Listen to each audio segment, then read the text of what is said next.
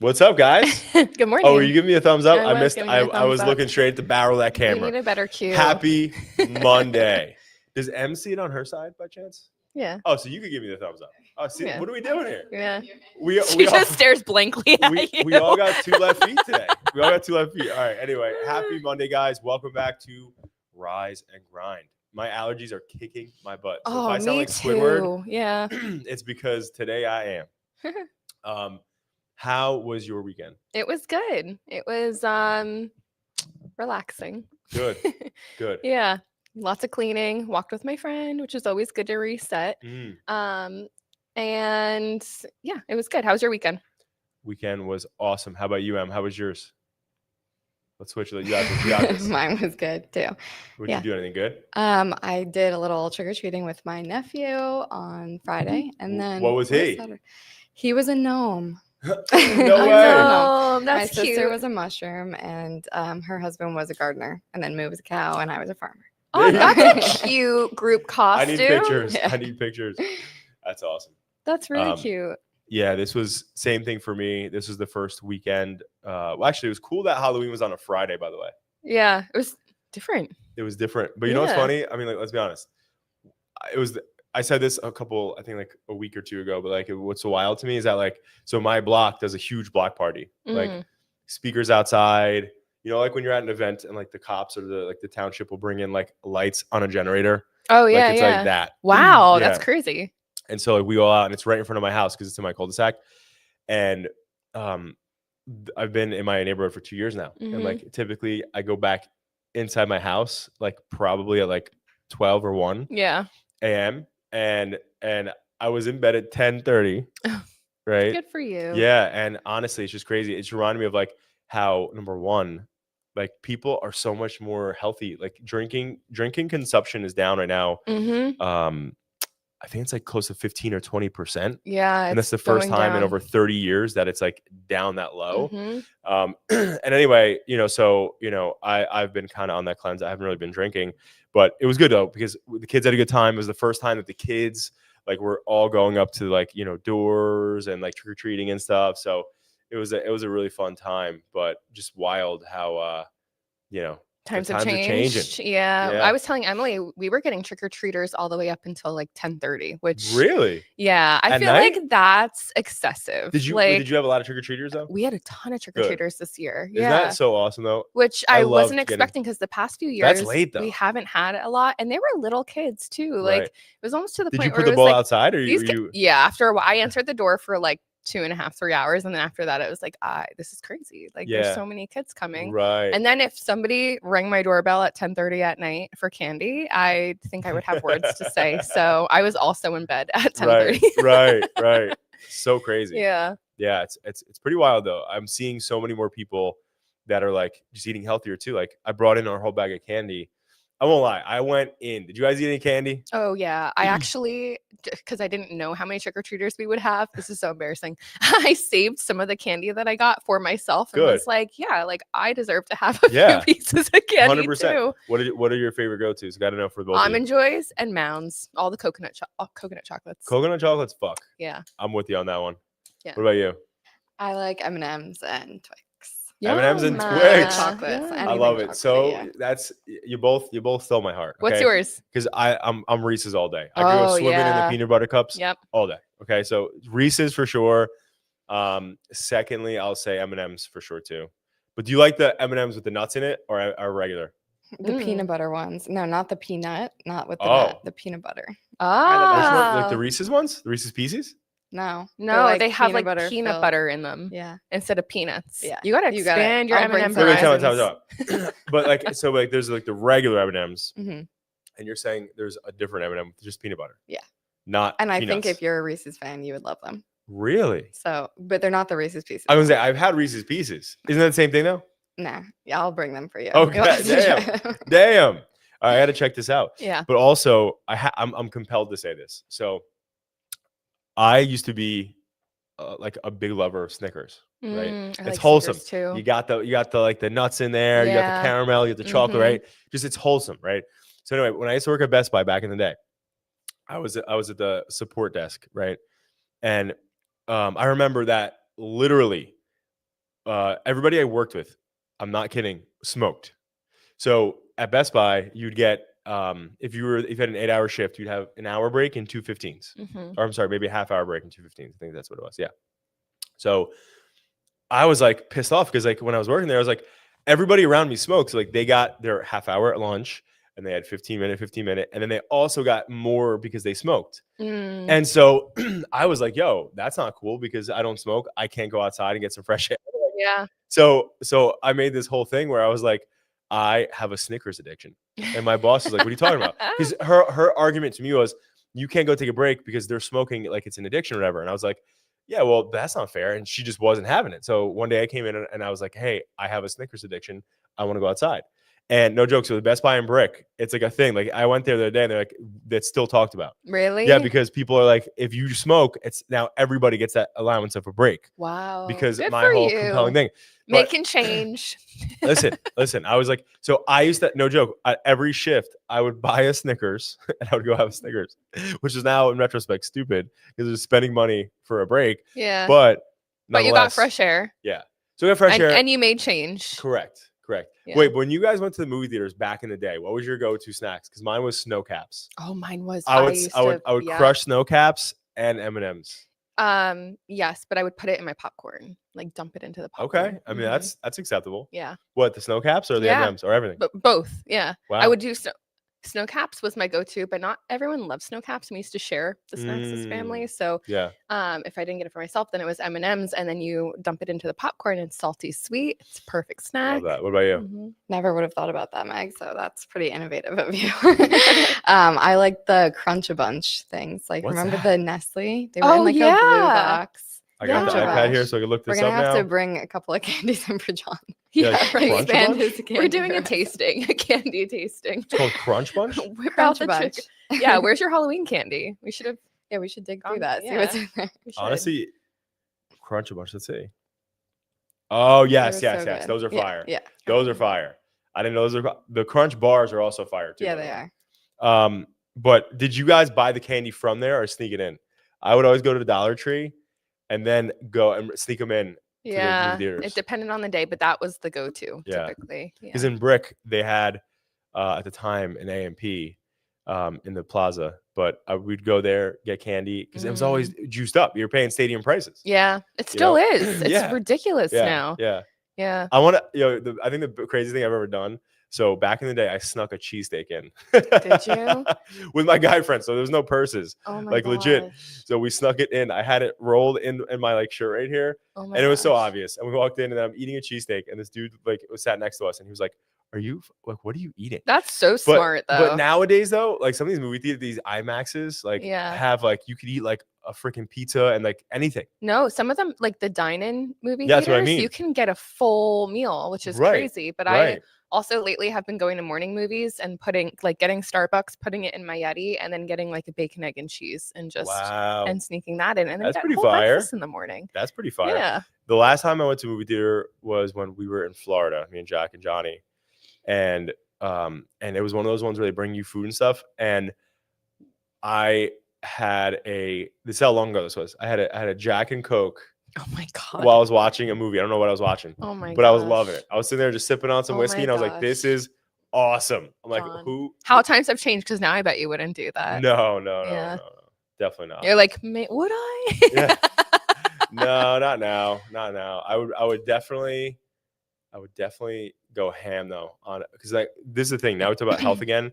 So like we do like the air popcorn stuff, like the healthier version Yeah. with like olive oil and like salt.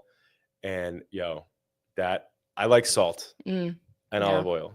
So like Delicious. the combo there, Mhm. boom. That's all I need. That's all I need. I agree. All right, what topics we got today? We haven't even talked about the topics yet. I know we're just stuck on candy. We're stuck on candy. Let's talk about ChatGPT. I'm gonna kick off with the new browser Atlas. Have you seen Yes. this? Super Yep. cool. But changing search. It was ChatGPT was already changing the way people searched, and now to have a direct browser, it's changing the buying experience even more because it's working as an agent. So people Right. can say, "Hey, the example I saw was, I'm going to the beach tomorrow. Can you get the usual supplies for me?" Mm-hmm. It goes and shops on Instacart, compiles everything, and it checks out entirely for you. So Right. I mean, imagine that you're telling it to go purchase something, you don't even really need to review it, and then something just shows up at your door. So it's Right. completely changing, and it's basing its decisions off of the top rated products or brands that are being cited in ChatGPT. And so if you're not being cited there, it's a huge problem, and you're going to see But it call continue. us. But call us. Yeah, call us because we can help you with Holla. it.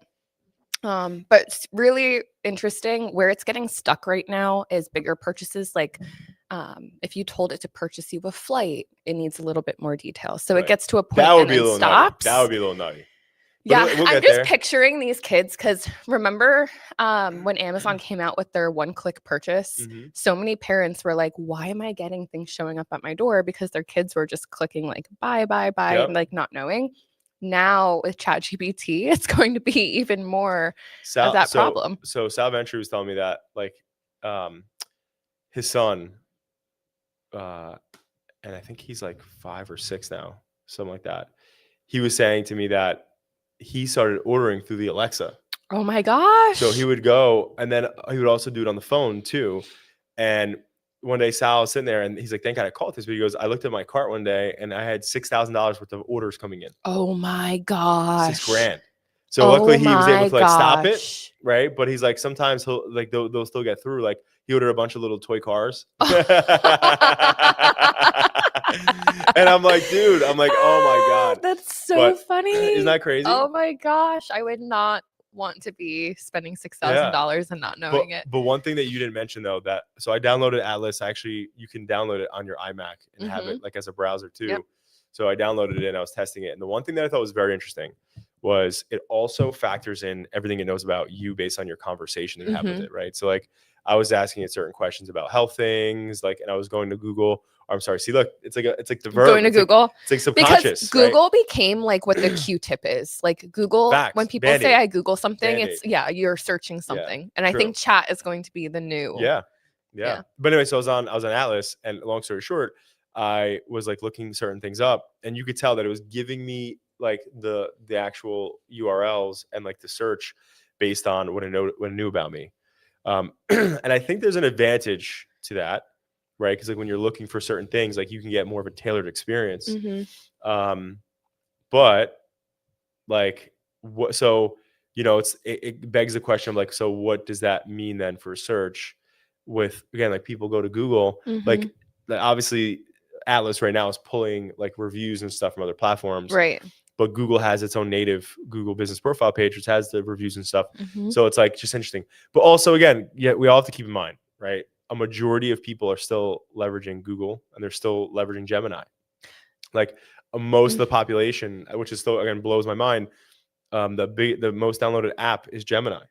Yeah, I've been finding lately, I don't know if this is happening for you too, but my chat GPT keeps like slowing down randomly throughout the day. Like it takes long, like it's sitting there and taking longer to give me a response. That happens to me too. And so I have found myself specifically over the last week, like when it gets stuck, going to Gemini or going to Google, asking the same question and getting the response pretty immediately. So I think people are going to use both, but ChatGPT, especially now with Atlas, they're gearing up for partnerships with PayPal, Instacart. We already knew about the Shopify one, and the list kind of continues. Zillow. So Zillow, yep, that's another one. So it's going to be really interesting to see where that takes us. But then you also had a topic about GPT stopping medical and legal advice. I'm gonna let Emily hit this one. Hit us, Em. Well, I saw this one on Instagram. Like I said, that's where I get all my news. So I can never quit. But yeah, that was just a post that I saw that Sam Altman said that they're going to be like regulating it more. And like they'll still kind of not give you advice. I don't know. They'll give like maybe some suggestions, but they're not going to be able to tell you like you should do this, you should do that for legal or medical advice. Interesting. Oh man, I'm so sorry, John. There goes your doctors. It's the only thing I freaking use it for. Now, honestly, listen, it's about, so I think that makes total sense to me personally, because it's like, if there's a reason why, if you go to any website that is like a therapist or some sort of like, guru or medical thing, it has to state in the policy of the website that like, this is not like, a doctor advice given, you should Mhm. still seek medical, blah, blah, or if it's an emergency, whatever. Call 911. Yeah. They do that because of these issues. And so Mhm. ultimately it's like right now GPT is straight up doing those things, which is really cool. Mhm. But I could see the red flags that like I can only imagine how many times like a week OpenAI gets sued. Well, that's exactly what I was thinking. It's such You a know? liability to offer Yeah. medical advice when everyone is so different, or legal advice. Yeah. So I think it's good for research to educate yourself, like Mhm. especially in medical settings when they use like lingo that the average person can't always understand, and then you're stuck there wondering like, what questions should I be asking, or Right. like, is there follow-ups that I should have? So I think it's good for that aspect, but not for telling people, diagnosing people, No, or right. But anything of right, that as of sort. right now though, it still will say like you should go see a doctor. Yeah. But if it's gonna, get more strict, obviously it's a different story. But I hope they don't stop it completely. Like, I hope they still at least comment and well, like they the would lose educational like aspect. a lot of people. Yeah, I agree with that. I asked ChatGPT, can you still give health and legal advice? It said, I can share general information about health and legal topics, like explaining how something works, but I can't give personalized medical or legal advice and tell you exactly what to do in your specific situation. Ask it, have you ever done that though? Like, have you ever done that before in your previous updates? Because I don't think it ever actually has though. Like Given you personalized, no. Well, picture this, because like back when Vincenzo first had his episode of SVT, Mm-hmm. when we were like this whole thing was happening, I ran upstairs and I put my head to his chest and heard his heart like beating out of his chest. And I went and opened, ChatGPT, funny enough, and I explained what's happening. Long story short, it was like I was reading a bunch of things and I don't even remember what I was reading. I just remember the next day I opened it and it said exactly what he had, but it ended it with like, you should seek medical advice. Yeah. You know what I mean? Like, it was never like, this is what he has, blah, blah. Mm-hmm. So anyway, what did it say? It says, I've definitely helped people understand health and legal topics before, like breaking down what a medication does and what a certain law means, but I've never given direct personalized advice like diagnosing, prescribing, or telling someone what legal action to take. So now let's say, since that's something only a licensed professional can safely do. So I would like you to ask, so is anything changing in how you're responding then now versus before, since you've never done it technically? Because that's my question, is like, realistically, I don't personally, even when I ask contract or legal questions, it always says that. It always says you should contact a legal advisor. It's never been like, yo, here it is, boom. And what it's doing is it's pulling, because like likely when that happened with Vincenzo, you put in the symptoms, like exactly what you're experiencing. And so it's searching, it's the exact way that SEO works. It's searching for like relevant content to base an answer on. What's it say? It says, basically no big change. I've always followed the same core rule. I can help explain, clarify, and guide, but not replace a doctor, lawyer, or other licensed pro. What might feel different is that I'm just being a bit clearer about that boundary up front, since OpenAI has made it more explicit lately. Boom. Got it. So it's coming at the beginning instead of the end now. Yeah. Exactly. Yeah. Like, yo, I'm not an attorney. Yeah. But here's the advice. Yo, I ain't your attorney, but here's your advice. I mean, it makes sense from a liability standpoint, but yeah. All right. Next topic. You Yep. ready?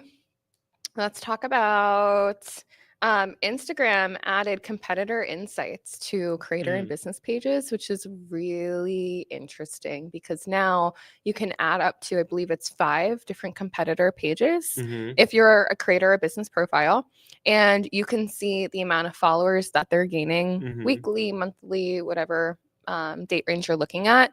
You can see the frequency of their post, the individual post engagement, if they hide their likes or don't hide their likes. So it's more of a comparison for your own page, right? Because we see so many other pages who will pay for their followers, right? Or pay for their likes. And so it's not always a really fair comparison. Or maybe you're comparing a really big brand to your small business, and that's not an accurate comparison either. So just a different way for businesses to understand how they can leverage their content better and grow their pages. Just very interesting. It's a long time coming. Used to have to jump through hoops to get competitor data, or like go in and individually try to figure it out. Yeah. So big win.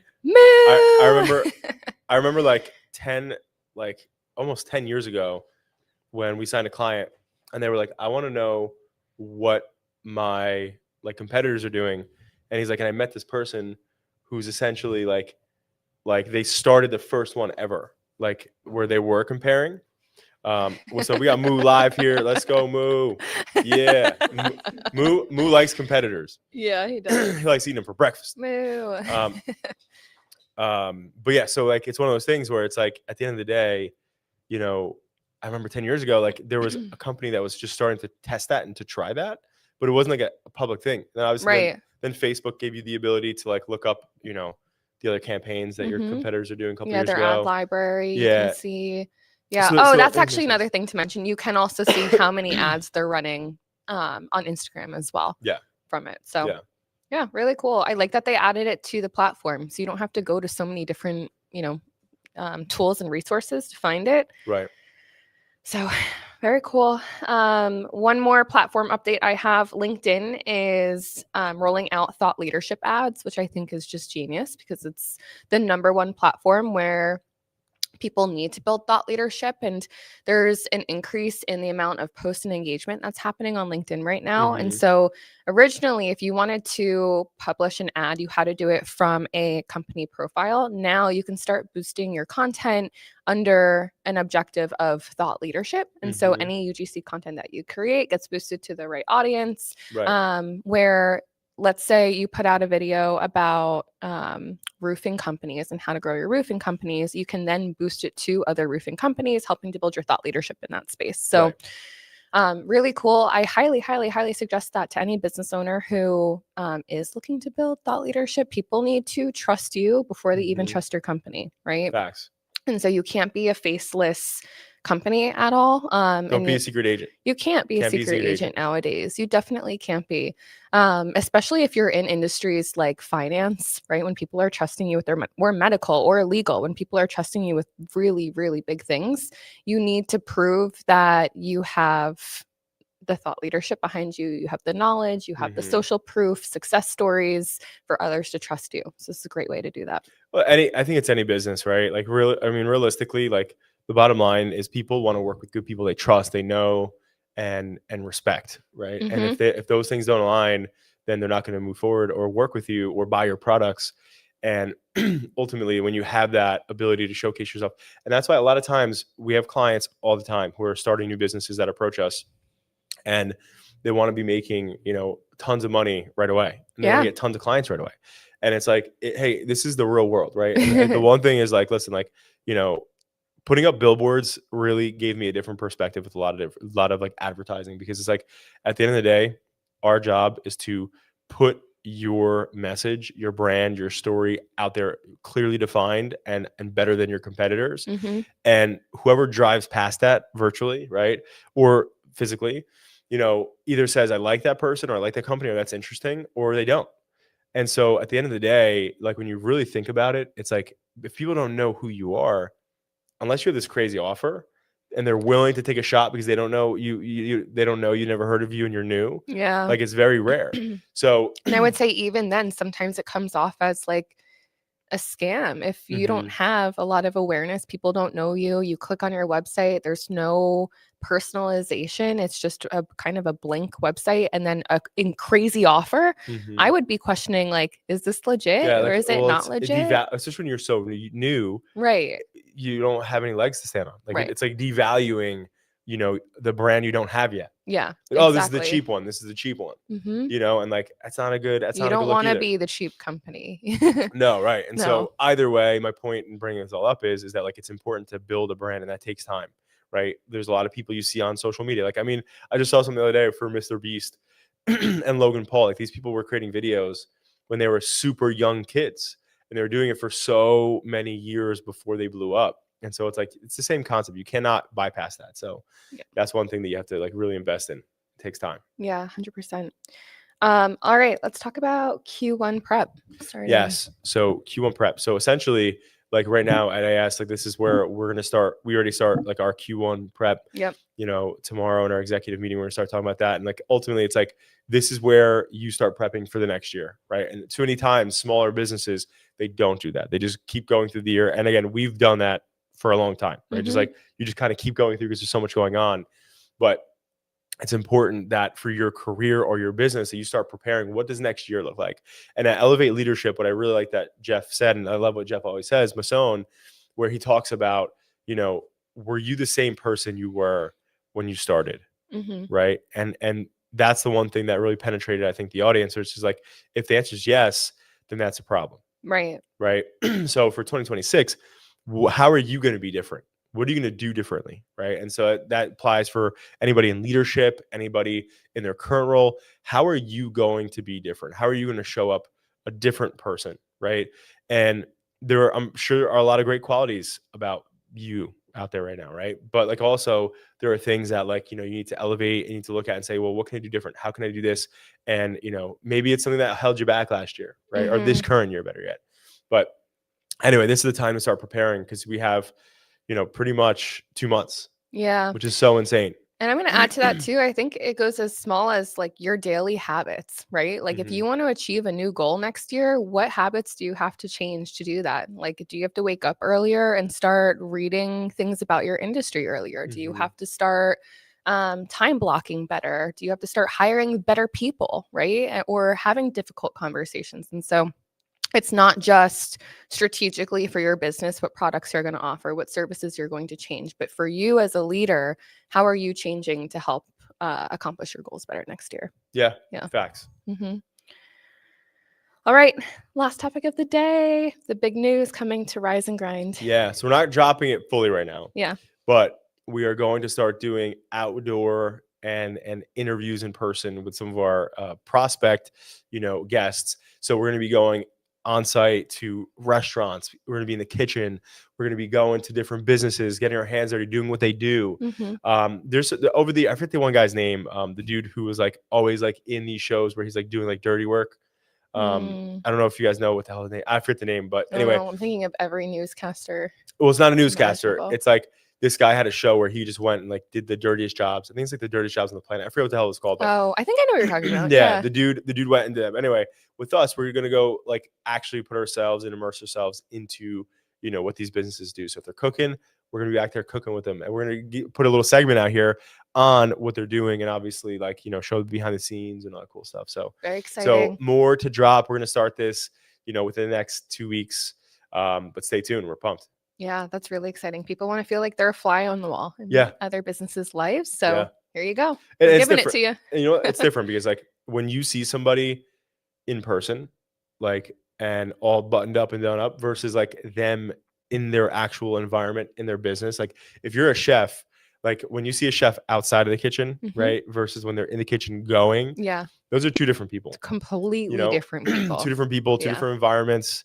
And so like it's gonna be really cool to see everybody, you know, in their natural flow state, in their element. So I'm pumped. Showing the reality of how businesses run. Yeah. Very cool. All right, guys. That's all she wrote, right? It is. Yeah. Happy Monday, guys. I hope you crush your week ahead. We'll see you back next week, guys.